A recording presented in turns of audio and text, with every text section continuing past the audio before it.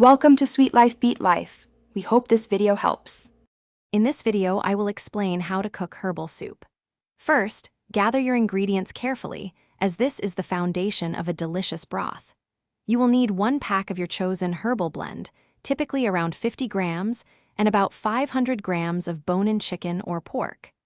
Have 8 cups of filtered water ready, plus a few large dried red dates for an extra touch of flavor.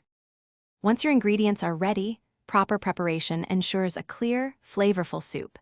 Start by rinsing your herbal blend gently under cool running water for about 30 seconds. Next, blanch your chicken or pork in a large pot of boiling water for approximately 3 minutes. This step removes impurities. After blanching, drain and rinse the meat one more time before drying it with paper towels. Now let's bring those flavors together.